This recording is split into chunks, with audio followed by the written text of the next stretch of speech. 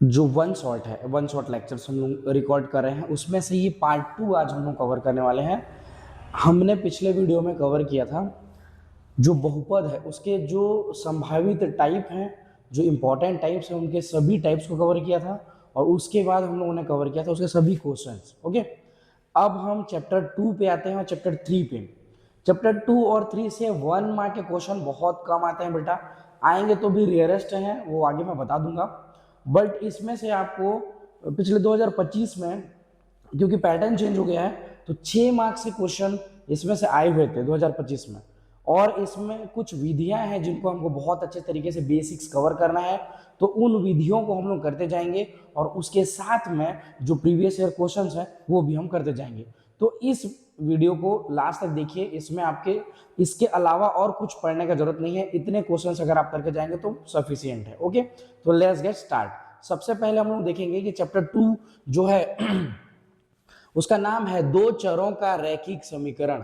यानी ध्यान दीजिए, यहां पर इसके नाम में छिपा हुआ है दो चर। दो चर होंगे कोई भी, वो एक्स वाई हो सकता है, वो ए बी हो सकता है, वो कुछ भी हो सकता है। अल्फाबेट में जो एक्स से लेकर ए से लेकर जेड तक जितने भी अल्फाबेट होंगे उसमें से दो कोई भी चर होंगे, और इसका बोला गया रैखिक समीकरण। मैं कल बता रहा था उस वीडियो में कि जो बहुपद होता है उसको दो तरीके से हम क्या कर सकते हैं, डिफाइन कर सकते हैं, दो प्रकार से उसको विभाजित कर सकते हैं। जिसमें से पहला प्रकार होगा कि आप उसमें पदों की संख्या के आधार पर उसको विभाजित करेंगे, और दूसरा होगा घात के आधार पर। तो जब हम पदों की संख्या के आधार पर करेंगे तो यहां पर हम लोग देखेंगे दो चर, तीन चर, चार चर, इस तरीके से देखेंगे। और जब हम घात के रूप में देखेंगे तो उसमें देखेंगे कि यदि किसी भी बहुपद का घात एक है, यानी चर का घात एक है, तो उसको रैखिक बोला जाएगा। जब उसका घात दो हो जाएगा, जैसे मान के चलिए यदि मैं यहां लिखता हूं x प्लस वाई, ये जो बहुपद आपको दिख रहा है इसमें दोनों चरों के घात कितने दिख रहे हैं आपको, एक दिख रहे हैं, इसलिए इसको रैखिक बोला जाता है। आपको समझना है, अगर प्रश्न इस तरीके से आता है घात एक वाला और उसमें दो चर होंगे, इसका मतलब वो अध्याय 2 का प्रश्न है। ठीक है, आगे बढ़ते हैं। और यदि मैं इसके घात को बढ़ा देता हूं, जैसे ये x का घात 2 धन मैंने ये 2y कर दिया, अब देखिए यहां पर जो अधिकतम घात है वो 2 है, इसका मतलब ये रैखिक समीकरण नहीं कहलाएगा, ये कहलाएगा बेटा द्विघात समीकरण, जिसको हम लोग चैप्टर 3 में बहुत अच्छे से कवर करेंगे। क्लियर? इस चैप्टर में दो विधियां आपको अच्छे से पढ़नी है। वो दो कौन सी विधियां होंगी उनको मैं बता देता हूं। दोनों विधियों को हम लोग एक क्वेश्चन में दोनों विधि लगा के दिखा दूंगा आपको, ताकि जो विधि आपको सरल लगे उस विधि का आप उपयोग कीजिए अपने एग्जाम में। चलिए स्टार्ट करते हैं हम लोग आज का। तो दो विधियां कौन कौन सी होंगी वो ध्यान दीजिए। सबसे पहली विधि होगी आपकी, सबसे पहली होगी विलोपन विधि, याद रखिए। ठीक है, विलोपन विधि, यहां पर मैं लिख देता हूं दो विधियां कौन कौन सी होंगी। तो पहला होगा आपका विलोपन विधि, ध्यान दीजिए, विलोपन विधि। और दूसरा है आपका प्रतिस्थापन विधि। ठीक है, प्रतिस्थापन विधि। तो दोनों विधियों में से मेरा पर्सनल फेवरेट विलोपन विधि है, क्योंकि उसमें जल्दी आंसर्स आते हैं। ठीक है, अच्छा ये दोनों विधियों को थोड़ा सा हम लोग चर्चा कर लेते हैं इसके बारे में कि ये दोनों विधियां है क्या। तो विलोपन विधि जो होता है इसमें हम या तो x को विलोपित करते हैं या y को विलोपित करते हैं, और हम क्या करते हैं, मान निकालते हैं। इसी प्रकार प्रतिस्थापन विधि में हम क्या करते हैं, समीकरणों को जोड़कर घटाकर एक तीसरा समीकरण लाते हैं। मान लो हमारे पास अगर दो समीकरण है तो पहला दूसरा समीकरण को जोड़ घटाना करके हम तीसरा लाएंगे, तीसरा दूसरा को जोड़ घटाना करके चौथा लाएंगे, और इस तरीके से हम सरलीकरण विधि का उपयोग करके हम अपने प्रतिस्थापन में मान रखते हुए एक समीकरण में से मान निकालकर दूसरे समीकरण में, दूसरे का तीसरे में, इस तरीके से हम सरल करते हुए इस विधि का उपयोग करते हैं। तो आइए देखते हैं इस क्वेश्चन जो दिया गया है, ये 2025 का क्वेश्चन है, बोर्ड क्लास में पूछा गया था, ये 2025 का क्वेश्चन है। तीनों सेट में आया हुआ था, set A, set B, set C में, और 6 मार्क्स का क्वेश्चन आया हुआ था बच्चे लोग। लेकिन इस बार पैटर्न चेंज हुआ है, आपके ब्लूप्रिंट में जो आपका यूनिट 1 है यानी बीजगणित, उसमें से केवल और केवल 4 नंबर तक ही क्वेश्चन आएंगे। तो प्रीवियस ईयर आया हुआ है छोटा सा क्वेश्चन है, ये क्वेश्चन रिपीट कर सकता है 4 नंबर में। विधि समझने पर फोकस कीजिए, क्वेश्चन आपको बहुत सारे सभी प्रकार के क्वेश्चन आप बना सकते हैं। चलिए देखते हैं। अभी सबसे पहले देखिए कि एक छोटी गुफा में कुछ खरगोश और पक्षी हैं जिनके कुल 35 सिर तथा 98 पैर हैं। तब पक्षियों व खरगोशों की संख्या ज्ञात कीजिए। देखिए यहाँ पर हमारा चैप्टर क्या है, हमारा चैप्टर है दो चरों का रैखिक समीकरण। तो दो चर यहाँ पर आपको खोजने हैं। तो मान देखिए सबसे पहले तो ये खरगोश और पक्षी दो अलग अलग जंतु हैं, दो अलग अलग प्राणी हैं, जिनमें से सिर की संख्या दी गई है, पैर की संख्या दी गई है और पक्षियों और खरगोशों की संख्या ज्ञात करने के लिए दी गई है। तो देखिए हम लोग क्या करते हैं, सबसे पहले हल में हम क्या करेंगे, माना कि खरगोश की संख्या बराबर x। हमको दो चर मानने हैं तो हमने पहले वाले को क्या माना x। उसी प्रकार पक्षी की संख्या, ठीक है, पक्षी की संख्या बराबर y, ठीक है, दो चर हमने मान लिए। अब हमको क्या बोला गया है, कंडीशन बताया गया है कि उनके सिर की संख्या कितनी दी गई है, 35। तो ध्यान दीजिए, मैं यहां पर बताता हूं प्रश्नानुसार, या फिर हम लिख सकते हैं प्रथम शर्तानुसार, ठीक है, प्रथम शर्तानुसार। पहला शर्त हमसे क्या बोलता गया है कि प्रथम शर्तानुसार हम यहां लिख सकते हैं कि 35 सिर है और किसके किसके मिलाकर सिर हो रहे हैं, यानी आपने खरगोश को माना है x, पक्षी को माना है y, तो दोनों को जोड़कर कुल कितने सिर हो रहे हैं हमारे पास, 35। तो हमारा पहला समीकरण आएगा, देखिए बच्चे लोग, x प्लस वाई बराबर 35। इसको हम ले लेंगे हमारा समीकरण 1। सेम इसी प्रकार दूसरी शर्त क्या बोला जाता है, देखो ध्यान से, दूसरा शर्त क्या बोला गया है कि द्वितीय शर्त से, ठीक है, द्वितीय शर्त से। तो द्वितीय शर्त में क्या बोला गया है कि इनके 98 पैर भी हैं। तो याद रखिए यहाँ पर बच्चे भाई कई बार कंफ्यूज हो जाते हैं कि खरगोश के कितने पैर होंगे और पक्षी का कितना पैर होगा, खरगोश के कितने पैर होंगे। द्वितीय शर्त क्या बोला गया, देखिए ध्यान से, द्वितीय शर्त में बोला गया है कि कुल 98 पैर है। तो किसके किसके पैर हैं, तो खरगोश के पैर,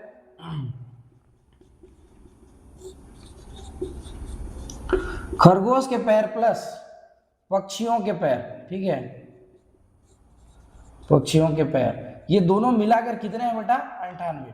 क्लियर। तो खरगोश के कितने पैर होते हैं, 4, और पक्षी कितने पैर होते हैं, 2। तो देखिए खरगोश की संख्या कितनी माने आपने, x।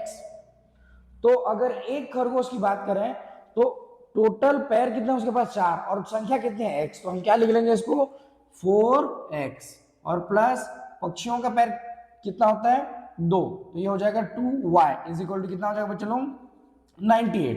ये आ गया आपका समीकरण 2। यहीं तक अगर आपको समझ आता है कि दोनों समीकरण जब हम निकाल लेते हैं, इसके बाद आप चाहे विलोपन विधि का यूज करो चाहे प्रतिस्थापन विधि का यूज करो, ये आपके ऊपर है।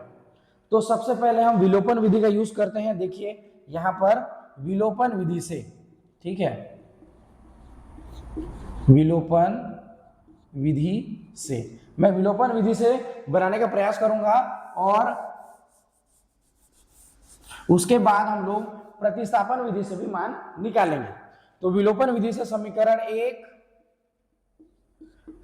1 व 2 से, ठीक है, क्या क्या समीकरण हमारे, एक x plus y is equal to 35, और ये हो जाएगा आपका 4x plus 2y is equal to 98। Clear, ये दिया गया है। तो विलोपन विधि में क्या होता है, ध्यान दीजिए यहां पर कि हमको हमारे जो दोनों समीकरण हैं उन दोनों समीकरणों में से एक कोई भी चर यानी x हो चाहे y हो, इन दोनों में से एक को क्या करना पड़ता है, विलोपित करना पड़ता है। आया समझ में। तो विलोपित करने के लिए देखिए दोनों को समान होना आवश्यक है। तो x के पहले कुछ नहीं है और x के यहां पर पहले कितना है, 4 है। तो अगर मुझे इन दोनों, मुझे x को विलोपित करना है, मान के चलिए, है ना, तो x को अगर विलोपित करेंगे तो दोनों को 4x होना चाहिए, तभी घटाने पर ये कट जाएगा। तो इसको हम क्या करते हैं, कि ये मान लो समीकरण 1 है आपका, समीकरण 2, तो हम लिख सकते हैं कि समीकरण 1 में 4 से गुणा करने पर, 4 से गुणा, तथा समीकरण 2 में 1 से गुणा करने पर, 1 से क्यों गुणा कर रहा हूं, गुणा करके, ध्यान दीजिए, गुणा करके घटाने पर, घटा देंगे घटाने पर। तो कैसे क्या, देखिए समीकरण 1 में यानी इस x को हमको विलोपित करना है, तो x का इस वाला जो भी यहाँ पर फैक्टर होगा, कोफिशिएंट होगा, उसको मल्टीप्लाई करेंगे इस पूरे समीकरण के साथ, और x के इधर पहले जो होगा उसको मल्टीप्लाई करेंगे इस पूरे समीकरण के साथ। आया समझ में? यानी इस x के पहले कितना दिया गया है, 4, तो इस 4 को पूरे समीकरण के साथ गुणा करेंगे, और इस x के पहले कितना दिया गया है, 1, तो उसको दूसरे समीकरण के साथ गुणा करेंगे। तो इसको गुणा करके देखते हैं, हो जाएगा आपका 4x plus 4y is equal to 20, 5 24, और ये हो जाएगा आपका 12 2 14, ठीक है, 140, और ये हो जाएगा आपका 4x plus 2y is equal to 98।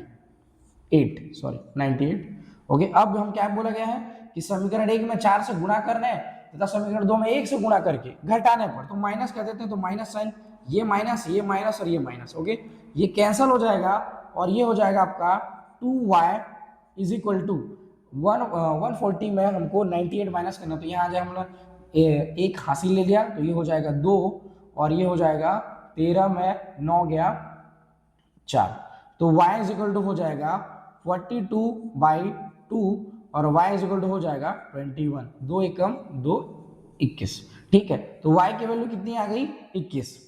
इसी प्रकार हम x की वैल्यू निकाल सकते हैं समीकरण 1 में मान रख के, तो यहां से मैं लिख देता हूं कि समीकरण 1 में y बराबर 21 रखने पर, ठीक, रखने पर, तो रखने पर हम क्या बता सकते हैं, देखिए ये हो जाएगा x plus y is equal to 35, और x की वैल्यू हमको पता नहीं है, x plus 21 is equal to 35, तो x इज इक्वल टू हो जाएगा 35 minus 21, x is equal to हो जाएगा ये 4, और ये 3 में 2 गया 1, ठीक है। तो x की वैल्यू कितनी आ गई, 14, तो y की वैल्यू 21 और x की वैल्यू 14। इस प्रकार आप यहां से निकाल सकते हैं कि खरगोश की संख्या कितनी है, 14, और पक्षी की संख्या कितनी है, 21। इसी क्वेश्चन को हम लोग प्रतिस्थापन विधि से भी बनाकर देखेंगे। तो अब हम देखेंगे यही सेम क्वेश्चन है, अभी हमने विलोपन विधि से बनाया, अब हम प्रतिस्थापन विधि से बनाएंगे। ओके, तो प्रतिस्थापन विधि से यहां लिख देता हूं मैं, प्रतिस्थापन विधि से। तो हमारे विलोपन विधि में उत्तर कितना आया था बच्चे लोग, यहां लिख देता हूं मैं, हमारा y की वैल्यू आई थी 21 और x की वैल्यू आई थी 14। क्लियर? तो अब हम देखेंगे हमारा समीकरण 1 और 2 को, देखिए ध्यान से, यदि मैं समीकरण 1 को थोड़ा सा सॉल्व करके देखूं आगे, यहां देखिए, तो समीकरण 1 से प्रतिस्थापन विधि में हम बनाएंगे, तो समीकरण 1 से क्या हो जाएगा, x plus y is equal to 35, और x इज इक्वल टू हो जाएगा 35 माइनस वाई, ये हो जाएगा आपका समीकरण 3। यहां पर मान रखना है, चाहे x का रखो चाहे y का रखो, एक मान को हमको दूसरे समीकरण में रखते चलना है। अगला समीकरण है समीकरण 2 से, समीकरण 2 से, तो समीकरण 2 क्या है, देखिए 4x plus 2y is equal to 98। अगर मैं यहां से 2 कॉमन निकाल दूं तो अंदर बचेगा 2x plus y is equal to 98, ये हो जाएगा 2x plus y is equal to 98 बटा 2, 2 से कट जाएगा, 2 एकम 2 चौं, और ये हो जाएगा 2 निया 49 हो गया। अब यहाँ पर देखिए 2x धन y बराबर 49। अब यहाँ पे हमने जो मान निकाला था x का समीकरण 1 से, उस मान को यहाँ रख देंगे x के जगह में, तो ये क्या हो जाएगा, देखिए यहाँ लिख सकते हैं हम लोग, समीकरण 3 से x का मान रखने पर, x का मान रखने पर, ठीक है, x का मान रखने पर, तो ये हो जाएगा आपका, देखिए ध्यान से क्या हो जाएगा, ये 2 गुणित x का मान कितना है 35 ऋण y धन y बराबर 49। तो 35 दूनी 70 ऋण 2y धन y बराबर 49। यहाँ देखिए ये 70 को उधर पक्षांतर कर देंगे तो यहाँ हो जाएगा ऋण 2y में से y को घटा देंगे और 70 को उधर पक्षांतर कर देंगे। ये बड़ा वाला संख्या ऋणात्मक है बच्चों, तो उत्तर क्या में आएगा ऋणात्मक में आएगा। तो 2y ऋण 2y में 1y घटाओगे तो क्या आ जाएगा उत्तर ऋण y बराबर 70 को उधर पक्षांतर करेंगे तो क्या हो जाएगा 49 ऋण 70। ठीक है, आगे इधर देखते चलेंगे तो ये हो गया ऋण y बराबर 70 में 49 घटाएंगे तो कितना आएगा 21। ठीक है, ऋण 21, तो ऋण ऋण कर जाएगा, y की वैल्यू कितनी आ गई 21। क्लियर। अब आता हम y का वैल्यू निकाल चुके हैं तो x का वैल्यू निकाल सकते हैं यहां से। तो समीकरण 3 से या 3 में y बराबर 21 रखने पर, ठीक है, y बराबर 21 रखने पर तो क्या हो जाएगा आपका, देखिए ये हो जाएगा x बराबर 35 ऋण 21 और x बराबर हो जाएगा 14। तो देखिए मैंने दोनों विधि से x और y का मान निकाल कर दिखाया। आपको जो भी विधि सरल लगे उस विधि का आप उपयोग कीजिए और अपने सॉल्व कीजिए। ओके, तो ये हमने प्रतिस्थापन विधि और इसके जस्ट पहले विलोपन विधि को कंप्लीट किया। अब हम एक नया क्वेश्चन लेंगे और उसको बनाने का प्रयास करेंगे। ओके, चलिए तो अब हम एक और क्वेश्चन लेकर आ गए हैं। ये 2024 का क्वेश्चन है, 2024 में ये क्वेश्चन आया हुआ था, ठीक है, और सीजी बोर्ड में। तो इस क्वेश्चन को बनाने के लिए हम दोनों मेथड का यूज करेंगे। मैंने क्या कहा, आप कोई सा भी मेथड यूज कर सकते हैं, चाहे वो विलोपन हो चाहे प्रतिस्थापन हो। ऐसा कोई नहीं है कि जो कई बार ऐसा होता है कि प्रतिस्थापन से आंसर्स नहीं आते, लेकिन इसीलिए मैंने बोला कि विलोपन जो है सदाबहार मेथड है। आप विलोपन विधि को अच्छे से प्रैक्टिस कीजिए, वो मेथड आपको कभी धोखा नहीं देगा। ठीक है, चलिए आगे बढ़ते हैं। तो इस क्वेश्चन को देखिए, 2 अंकों वाली संख्या का 7 गुना अंकों को पलटने पर बनने वाली संख्या के 4 गुने के बराबर है। तो हमारे पास 2 अंकों वाली कोई संख्या है, तो हमारा चैप्टर क्या है, ये 2 चरों का रैखिक समीकरण। तो क्या बोला हूं मैं, जब भी ऐसे 2 अंक या 2 कुछ भी 2 की बात करें, 2 चीजों की बात करें, तो यहां पर आपको लेना है, देखिए माना कि 2 अंक, ठीक है, 2 अंक x तथा क्या है y है, 2 अंक x तथा y है, ध्यान दीजिए। और क्या बोला गया है कि इससे बनने वाली जो संख्या है उसका 7 गुना। तो इससे बनने वाली संख्या, देखिए अगर 2 अंक की बात करते हैं, अंक और संख्या में डिफरेंस क्या होता है बच्चे, देखिए अंक यानी 0 से लेकर 9 तक जितने भी होते हैं उनको अंक बोला जाता है। याद रखिए, यहां पर मैं डिफरेंशिएट कर दे रहा हूं, अंक यानी 0 से लेकर 9 तक, ठीक है। लेकिन जो संख्या होती है, संख्या वो होता है इन्हीं 0 से 9 तक के जितने भी अंक हैं ये मिलकर बनाते हैं। जैसे संख्या की बात करें तो यहां देखिए, अगर मैं यहां पर 1 3 की बात करूं, 4 1 की बात करूं, 50 की बात करूं, 60 की बात करूं, जो भी बोलूं, ये सब संख्याएं कहलाती है, यानी इनसे मिलकर बनने वाली संख्या। आया समझ में? चलिए, तो यहां पर क्या बोला गया कि 2 अंकों वाली संख्या, तो इनसे संख्या बनाना हमको। तो मान लीजिए कोई संख्या मुझे बनाना है, संख्या, तो उस संख्या में इकाई भी होनी चाहिए और दहाई भी होनी चाहिए, ठीक है। तो यहां पर देखिए मैं क्या लेता हूं, माना कि 2 अंक x और y है तथा वह संख्या होगी, वह संख्या बराबर क्या होगा बेटा, देखो 10x धन y।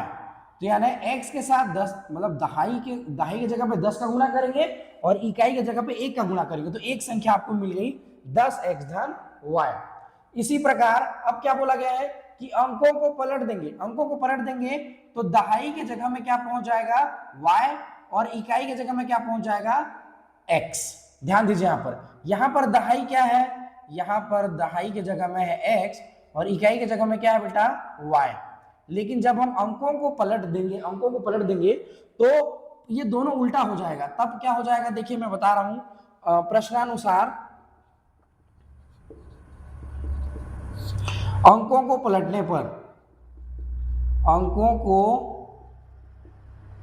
पलटने पर प्राप्त संख्या, तो अंकों को पलट देंगे तो क्या हो जाएगा, दहाई की जगह में कौन है x, इकाई की जगह में क्या है y, पलट देते हैं तो 10 गुणित y धन 1 गुणित x, तो ये क्या कहलाएगा 10y धन x। तो आपको ये पलटा हुआ नंबर मिल जाएगा। अब क्या बोला गया है, अतः शर्तानुसार, क्या शर्त दिया गया है कि इसका 7 गुना उसके 4 गुने के बराबर होगा, यानी पहले वाली संख्या का 7 गुना। तो देखिए 7 गुणित 10x धन y बराबर किसका 4 गुना, इस पलटने वाली संख्या जो पलट के प्राप्त हुआ हमको, तो ये हो जाएगा 4 गुणित 10y धन x। आया समझ में इतना। अब देखिए 7 का गुणा करेंगे तो हो जाएगा 70x धन 7y बराबर 40y धन 4x। x को एक साइड, y को एक साइड कर लेते हैं, तो ये हो जाएगा 70x माइनस 4x बराबर 40y माइनस 7y। यहाँ आ जाएगा बेटा 66x, यहाँ आ जाएगा बेटा 33y, 33 को इधर पक्षांतर करूंगा तो 66x बटा 33 बराबर y, ये कट जाएगा तो ये हो जाएगा 2x बराबर y। एक समीकरण मुझे यहाँ मिल जाएगा। एक काम करते हैं, इसको एक समीकरण मान लेते हैं और इसको दूसरा समीकरण मान लेते हैं। और अब हमारा दूसरा शर्त क्या दिया गया है कि संख्या के अंकों का योग कितना है, 3 है। तो द्वितीय शर्तानुसार, यहाँ प्रथम लिख सकते हैं आप लोग, प्रथम शर्तानुसार, और ये द्वितीय शर्तानुसार हम ये बोल सकते हैं कि x, हमारा अंक क्या है x और y, तो x plus y is equal to 3। देखिए यहां पर ये समीकरण जो है, मान लो इसको समीकरण 3 ले लेते हैं, तो समीकरण 3 में आप 2 का मान रख सकते हैं। ये प्रतिस्थापन विधि से चल रहा है, देखिए बनाना होगा तो चटखेर प्रतिस्थापन विलोपन के बात ही नहीं है, जैसे बनना बना सकता है। तो इसको मान रख देंगे तो यहाँ पे क्या आ जाएगा, देखो किसके मान आया है, y का मान। y का मान कितना आया है 2x, तो यहाँ पे आ जाएगा x plus 2x is equal to 3। यहां लिख सकते हैं समीकरण 2 से, ठीक है, समीकरण 2 से किसका मान, y बराबर 2x रखने पर। क्लियर। तो अब देखिए यहाँ पर क्या हो जाएगा, ये हो जाएगा 3x is equal to 3, x is equal to हो जाएगा 3/3 और x इज इक्वल टू कितना आ जाएगा 1। x का मान 1 आ गया, तो समीकरण 3 में मान रख सकते हैं हम लोग। समीकरण 3 में x बराबर 1 रखने पर आप चाहे तो समीकरण 2 में रख सकते हैं, कोई दिक्कत नहीं है।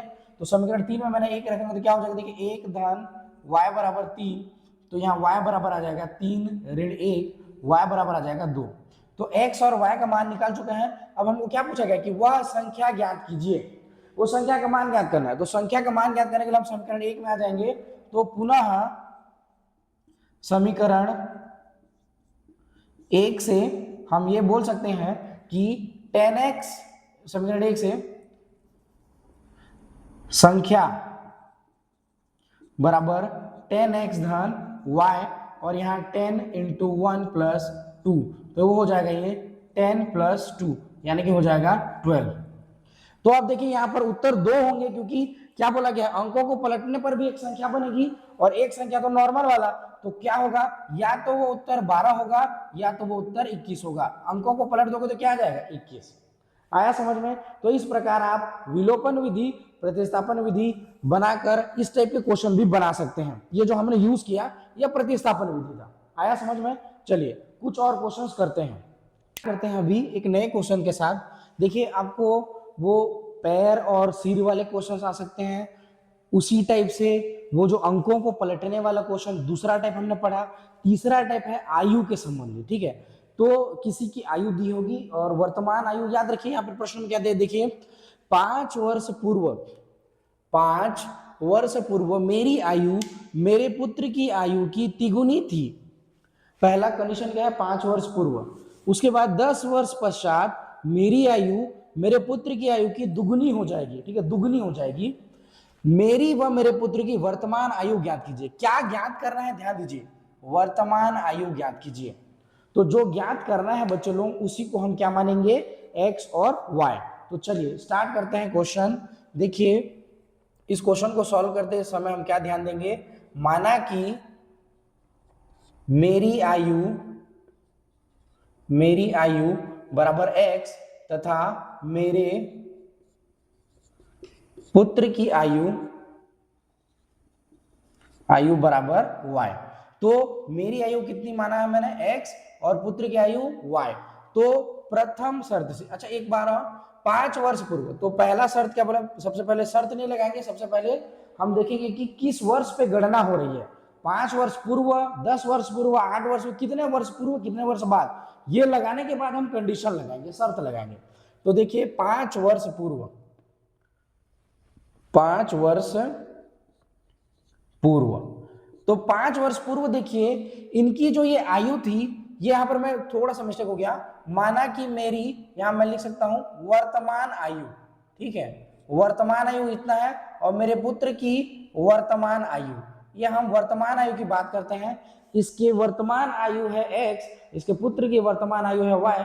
तो 5 वर्ष पूर्व इनकी आयु क्या रही होगी, 5 वर्ष पूर्व, तो इस वर्तमान आयु से 5 घटा देंगे हम लोग, आज के डेट से 5 वर्ष पहले जाना है तो पहले की बात घटाना होगा।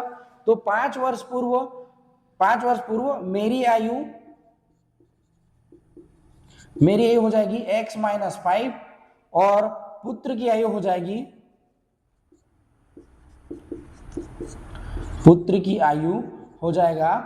y minus 5। 2 आ गया। अब हम यहां हमारा पहला शर्त लगाएंगे, पहले शर्त अनुसार, ठीक है।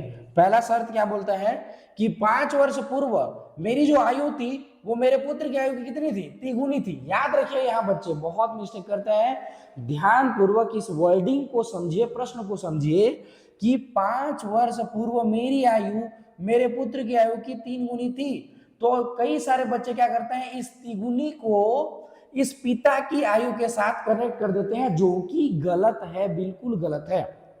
आपको इसको याद रखने का तरीका मैं आपको बताता हूं, जिसके आयु के साथ तिगुनी, दुगुनी, चौगुनी होगी, यानी आप ध्यान दीजिए, इस वर्डिंग को पढ़िए, 5 वर्ष पूर्व मेरी आयु मेरे पुत्र की आयु की तिगुनी थी, पुत्र की आयु के साथ में तिगुनी लगा है, ध्यान दीजिएगा, पुत्र की आयु के साथ में तिगुनी लगा है, मीनिंग पर मत जाइए, बस आपको देखना है कि उस तिगुनी, दुगुनी, चौगुनी के जस्ट पहले किसकी बात हो रही है।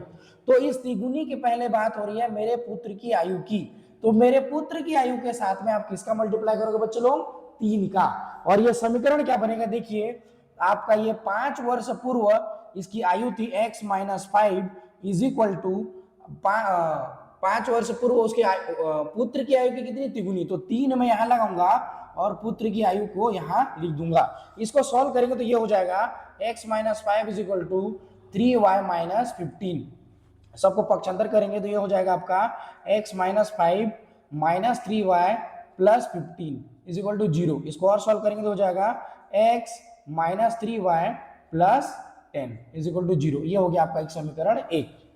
इसी प्रकार आपको दूसरा शर्त को देखना है, 10 वर्ष पश्चात, तो यहां लिख लेंगे हम लोग 10 वर्ष पश्चात। याद रखिए, इस क्वेश्चन को सॉल्व करने का तरीका क्या है, हर बार आयु वो जितना कम ज्यादा करना है वो किसके अनुसार करना है, वर्ष पहले पूछ रहा है तो घटा देना, बाद पूछ रहा है तो जोड़ देना। तो देखिए 10 वर्ष पश्चात, 10 वर्ष पश्चात मेरी आयु बराबर होगा x माइनस x प्लस 10, यानी वर्तमान आयु में 10 जोड़ देंगे, क्योंकि पश्चात की बात कर रहा है, 10 वर्ष आगे की बात कर रहा है, फ्यूचर की बात कर रहा है, तो जोड़ देंगे, ठीक है। तो यहां मेरी आयु बराबर हो जाएगा x प्लस 10 तथा मेरे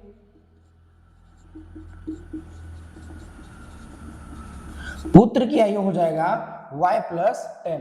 अब हमारा दूसरा शर्त, द्वितीय शर्तानुसार ये हो जाएगा बच्चे लोग, क्या है दूसरा शर्त, देखिए 10 वर्ष पश्चात मेरी आयु मेरे पुत्र की आयु की दुगुनी, देखिए अगेन ये जो दुगुनी है वो मेरे पुत्र की आयु के साथ में लगा हुआ है, तो आपको क्या करना है, मेरी आयु यानी x प्लस 10 बराबर होगा किसके, कितना है, दुगुना, तो 2 और ब्रैकेट में ले लेंगे y प्लस 10, ठीक है। ये इस तरीके से इसको सॉल्व करेंगे तो हो जाएगा x plus 10 is equal to 2y plus 20, और पक्षांतर कर देंगे तो हो जाएगा x plus 10 minus 20 minus 2y is equal to 0, ये दोनों को घटाएंगे तो आ जाएगा हमारा x minus 2y minus 10 is equal to 0।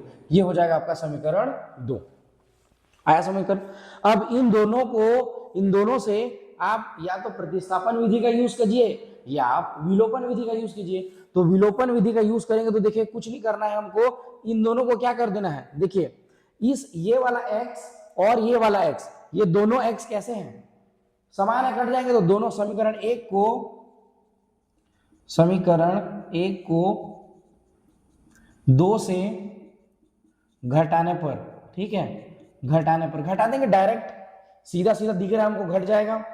तो ये हो जाएगा आपका x minus 3y minus 10 is equal to 0। ये हो जाएगा x माइनस 3y प्लस 10 है, इसमें से ये दोनों प्लस प्लस हो जाएंगे और ये जुड़ के हो जाएगा 20, और इसको हम सॉल्व करेंगे तो हो जाएगा माइनस y बराबर ऋण 20, ऋण ऋण कट जाएगा, y बराबर आ जाएगा 20, y का मान आ जाएगा 20। ठीक है, ध्यान दीजिए यहाँ पर, तो y का मान अगर 20 आ गया तो इसके बाद x का मान निकाल सकते हैं हम लोग।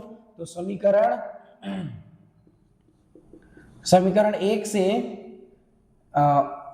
से ले लेते हैं, क्या हो जाएगा, x minus 3y plus 10 is equal to 0। यहाँ पर y का मान 20 रख देते हैं, तो x माइनस 3 गुणित 20 धन 10 बराबर 0, x माइनस 60 धन 10 बराबर 0, x ये हो जाएगा आपका माइनस 50 इज इक्वल टू 0, तो x बराबर आ जाएगा 50। यानी कि पिता की उम्र है बेटा 50 और पुत्र की उम्र है, पिता का उम्र आ गया 50 आयु, और पुत्र की आयु हो जाएगी 20। ये रहा आपका सॉल्व। ओके, जो यहाँ पर हमने 3 टाइप के क्वेश्चन कवर किए, एक टाइप और बनता है उसको कवर करेंगे, उसके बाद नेक्स्ट वीडियो में हम चैप्टर 3 को जितने भी टाइप्स के क्वेश्चन बनेंगे उनको हम लोग कवर करेंगे। चलिए, तो अब हमारा नया टाइप जो है, ये आखिरी टाइप है इस चैप्टर में। सबसे पहला टाइप हम लोगों ने देखा था पक्षी यानी जानवर वाले क्वेश्चन जो भी आएंगे, सिर पैर वाले क्वेश्चन उसको कैसे बनाना है, उसका विलोपन से भी बना सकते हैं, प्रतिस्थापन से भी बना सकते हैं। दूसरा क्वेश्चन हम लोगों ने देखा था अंकों को पलटने वाला, ठीक है, अंकों को पलटने के बाद कैसे होता है, और तीसरा क्वेश्चन आयु वाला। चौथा हम लोग देख रहे हैं अभी संख्याओं का एक इस तरीके से संबंध बताने वाला क्वेश्चन आएगा, जिसमें आपको संकेत दिए रहेंगे, ये इस प्रकार से संकेत, तो ये संकेत के हिसाब से हमको सॉल्व करना है। ठीक है, तो चलिए स्टार्ट करते हैं। 3 क्वेश्चन है, तीनों क्वेश्चन को एक एक करके हम लोग सॉल्व करेंगे। सबसे पहला क्वेश्चन देखिए क्या है कि 2 संख्याओं का योग 25 है तथा उनके व्युत्क्रमों का योग 1/4 है, संख्या ज्ञात कीजिए। तो मैं हल करता हूं। पहले क्वेश्चन हम लोग क्वेश्चन 1 का सॉल्व करते हैं। माना कि 2 संख्याएं क्या है, माना कि 2 संख्याएं x तथा y है, ठीक है, x तथा y है। तो पहले शर्त से प्रथम शर्तानुसार क्या हो जाएगा आपका कि दोनों संख्याओं का योग कितना है, x plus y is equal to 25, ये है आपका समीकरण 1। तथा उनके व्युत्क्रमों का योग, तो व्युत्क्रम निकाल लेते हैं। देखिए इसका व्युत्क्रम 1 क्या है, तो दूसरे शर्तानुसार, ठीक है, द्वितीय शर्तानुसार क्या हो जाएगा 1/x plus 1/y is equal to 1/4। इसको सॉल्व करेंगे तो हो जाएगा x plus y upon x y is equal to 1/4। तिर्यक गुणा करेंगे बच्चे लोग, यहाँ पर इसका गुणा इनके साथ, इसका गुणा इसके साथ, तिर्यक गुणा करेंगे तो ये हो जाएगा 4x plus 4y is equal to xy। आया समझ में। अब इसको ले लेते हैं हम लोग समीकरण 2, ठीक है। यहाँ से आप ये निकाल सकते हैं एक चीज कि अगर हम यहाँ से निकालना चाहते ये हो जाएगा आपका एक सेकेंड, x प्लस वाई, ये 4 मैंने निकाल लिया, ये हो जाएगा xy। ओके, इसको ऐसे भी लिखा, 1 से x प्लस वाई बराबर कितना रखने पर 25, तो ये हो जाएगा आपका 4 गुणित 25 बराबर xy, और ये आपका आ जाएगा कितना 100 is equal to xy। xy की वैल्यू कितनी निकल गई 100। ओके, इसको ले लेना एक समीकरण सेकंड। अब आपको हिंट दिया गया है, क्या दिया गया है देखिए, x माइनस वाई स्क्वायर, तो x प्लस वाई का स्क्वायर, और ये दिया गया है आपको माइनस सॉरी ये हो गया -4xy, ये दिया है हिंट। ओके, तो इसको देखिए यहाँ पर हम लोग उस संकेत के साथ चलते हैं। संकेत लिख सकते हैं हम लोग, संकेत दिया गया है आपको, क्या दिया गया है, x माइनस वाई का whole square is equal to x plus y का होल स्क्वायर माइनस 4xy। तो हमने एक्स वाई का मान निकाल लिया है, इस एक्स वाई के मान को वहां रखते हैं, और एक्स प्लस वाई का मान तो हमको पता है समीकरण 1 से, तो आगे बनाते हैं हम लोग। देखिए ये हो जाएगा एक्स माइनस वाई का whole square is equal to 25 का वर्ग ऋण 4 गुणित 100। ठीक है, ये x माइनस वाई स्क्वायर, ये 25 कहाँ से रखे, x प्लस वाई का मान यहाँ से रख सकते हैं समीकरण 1 से, और x यहाँ लिख सकते हैं हम लोग समीकरण 1 से x प्लस वाई बराबर 25 तथा समीकरण 2 से एक्स वाई बराबर 100 रखने पर। ठीक है, तो ये आ गया आपका, ये हो जाएगा 25 का वर्ग हो जाएगा बेटा 625 माइनस ये हो जाएगा 400, तो ये हो जाएगा x माइनस वाई का whole square is equal to, इसको घटाएंगे तो आ जाएगा 225, वर्ग को उधर पक्षांतर कर देंगे तो वर्गमूल बन जाएगा, तो ये हो जाएगा प्लस माइनस वर्गमूल 225। आंसर आएगा आपका x minus y is equal to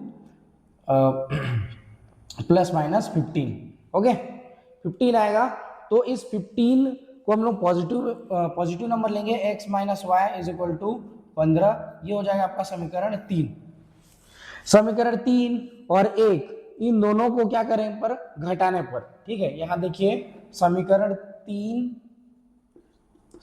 3 व 1 को घटाने पर, क्यों घटाने पर, क्योंकि देखिए एक में से ये x का वैल्यू और इसके x का वैल्यू दोनों कैसे हैं, समान है, दोनों कट जाएगा, तो यहाँ देखिए x प्लस वाई बराबर 25 और x माइनस वाई बराबर 15, ऋण चिन्ह ये धन ये ऋण, ये कट जाएगा बच्चों, ये हो जाएगा 2y, यहाँ आ जाएगा 10, और y की वैल्यू कितनी आ जाएगी 10/2, y is equal to 5। y का मान आ गया 5, तो अब हम क्या कर सकते हैं, हमारा अगला वैल्यू निकाल सकते हैं समीकरण 1 से, तो समीकरण 1 में y बराबर 5 रखने पर ये हो जाएगा आपका, क्या हो जाएगा, x प्लस 5 बराबर 25 और x बराबर हो जाएगा आपका 20, तो x का मान 20 और y का मान 25। चलिए नेक्स्ट क्वेश्चन को करते हैं। दूसरा क्वेश्चन, दो संख्याओं का गुणनफल 45 तथा योग 14 है, संख्याएं ज्ञात कीजिए। इसी टाइप का क्वेश्चन है, चलिए बना के देखते हैं। माना कि दो संख्याएं क्रमशः x तथा y है, अतः प्रथम शर्तानुसार क्या हो जाएगा बच्चों लोग, देखिए दोनों का गुणनफल 45 है, तो x y बराबर 45। ठीक, और द्वितीय शर्तानुसार, दूसरा शर्त क्या बोला जाता है, द्वितीय शर्तानुसार, तो बोला गया कि इनका योग कितना है 14, तो x प्लस वाई बराबर 14, समीकरण 2। अब आपको क्या लेना है, एक्स वाई वाला कहां पर दिख रहा है, कौन से सूत्र में, इन दोनों में से ये वाला, तो इसको लेके सॉल्व करेंगे संकेत से, चूंकि जो हमारा x माइनस वाई का whole square is equal to x plus y का होल स्क्वायर माइनस 4xy होता है, तो यहां से हम x प्लस वाई का मान यहां लिख सकते हैं हम लोग समीकरण 1 व 2 से मान रखने पर। ठीक है, मान रखने पर, तो मान रखेंगे तो क्या आ जाएगा, देखिए यहां पर ये हो जाएगा आपका x माइनस वाई का whole square is equal to x plus y का मान कितना है यहाँ पर 14, तो 14 का वर्ग ऋण 4 गुणित कितना आया है x वाई का मान 45, तो 45। ठीक है, ये हो जाएगा x माइनस वाई का वर्ग बराबर ही हो जाएगा 14 का वर्ग होता है 196 माइनस ये हो जाएगा 180। ठीक है, 5 चौं 20 का 2, 4 चौं 16 और 2 18।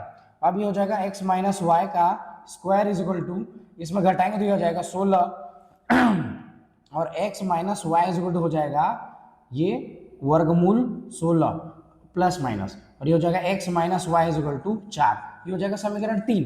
समीकरण 3 और समीकरण 2 इन दोनों को घटाने पर, जैसे हमने पहले क्वेश्चन में किया था बच्चे लोग, सेम टू सेम इसमें भी वही करना है। तो समीकरण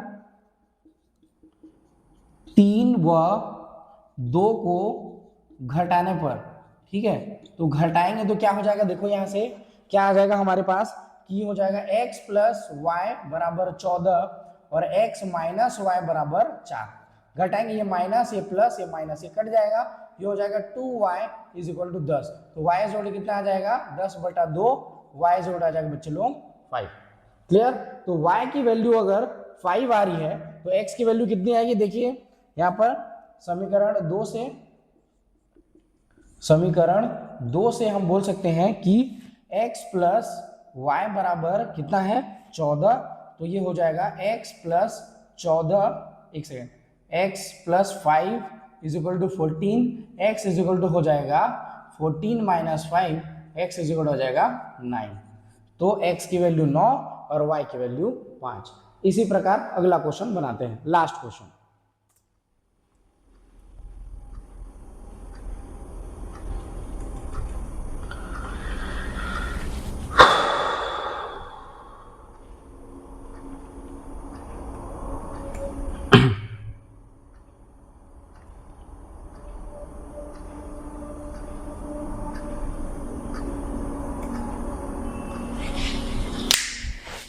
चलिए, तो अब हम हमारा आखिरी क्वेश्चन बनाएंगे, जो है दो संख्याओं का अंतर 14 तथा उनके वर्गों का अंतर है 448। संख्याएं ज्ञात कीजिए। और यहाँ पर ये जो संकेत है वो थोड़ा सा परिवर्तन कर दिया गया है, ठीक है। तो चलिए एक एक करके बनाते हैं। तो तीसरे प्रश्न का हल हम लोग अब बनाने वाले हैं। माना कि दो संख्याएं क्या है, x तथा y है, ठीक है। तो प्रथम शर्तानुसार